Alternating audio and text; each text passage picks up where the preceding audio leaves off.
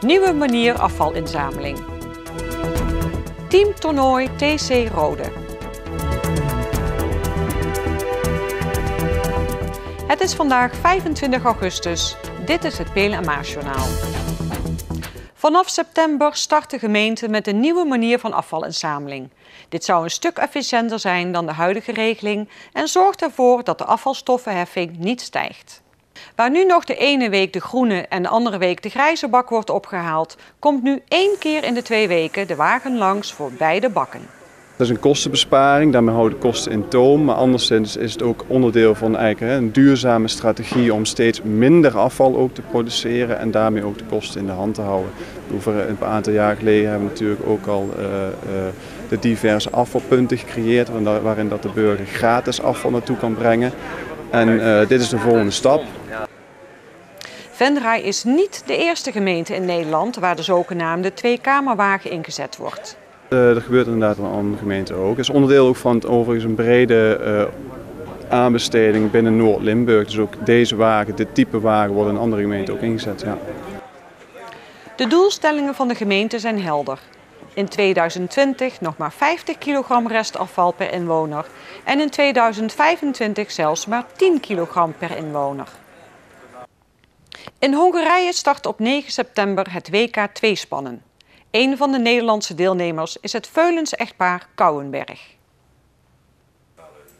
Sinds Erik en Suzanne hun intrek in Veulen namen, zijn ze fulltime bezig met de paardensport.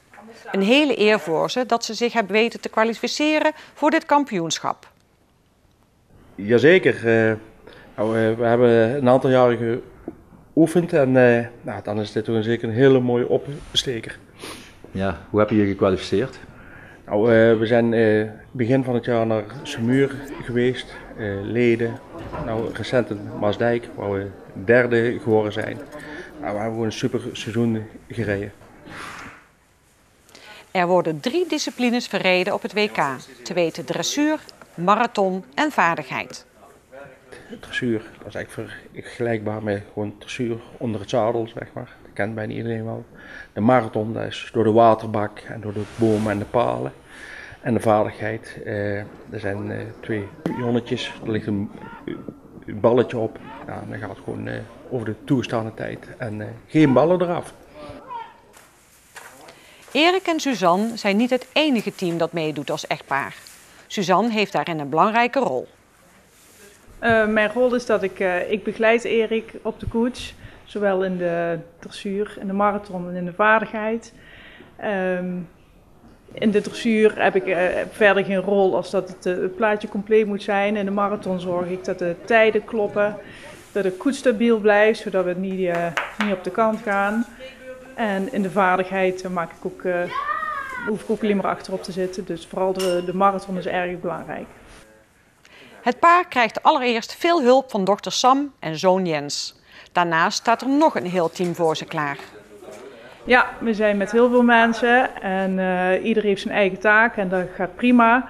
En zo is het ook gekomen dat we op dit punt zijn gekomen dat we naar het WK mogen. Ben je daar trots op? Ik ben er heel trots op. Ja. Het doel voor het WK, dat duurt tot en met 13 september, is een plek in de top 15. Afgelopen weekend werd de 2e editie van het JECO-teamtoernooi gehouden. Bij tennisvereniging TC Rode gingen 53 deelnemers van start. De deelnemers kwamen van verschillende verenigingen uit de gemeente. In de jaren voordat het toernooi in de huidige setting tot stand kwam, werd een alternatief programma gespeeld. In eerste instantie had de recreatiecommissie van TC Rode een zomertoernooi op het programma staan. En met het wegvallen van het Venray Open in dit weekend hebben we die samengevoegd en is eigenlijk na wat brainstormen het JECO-teamtoernooi ontstaan. Om je als team in te schrijven moet je wel aan wat voorwaarden voldoen. Dit toernooi met minimaal 3 is de voorkeur 3 dames en 3 heren. Zodat goed verdeeld kan worden over de aantal partijen. Want er worden meerdere partijen gespeeld. Damesdubbel, een herendubbel en ook 2 mixdubbels. Dus dan heb je voldoende personen nodig om de wedstrijd allemaal goed te kunnen verdelen. Er wordt gespeeld in de klasse 7, 8, 9. Daar hebben we 6 teams die deelnemen. En in de klasse 5, 6 zijn er 4 teams die deelnemen. De tennisteams gingen natuurlijk vol voor de winst, maar volgens Baltussen is het de gezelligheid die voorop staat. Recreatief toernooi, het is ook geen KNLTB geregistreerd toernooi, gewoon gezellig, sportief, met z'n allen tennissen. En tuurlijk wordt de onderlinge strijd geleverd en wil iedereen met die titel naar huis. Het teamtoernooi is geen officieel toernooi van de KNLTB. Dit houdt in dat de deelnemers niet bij de Tennisbond geregistreerd hoeven te zijn. Zij kunnen zich dus voor de 2016-editie van het JECO teamtoernooi ook inschrijven. Tot zover dit PLMA-journaal. Deze uitzending wordt herhaald tot en met morgenavond 6 uur. Aanstaande vrijdag is er om 7 uur weer een nieuw journaal. Weer of geen weer, bij ons is het altijd vakantieweer.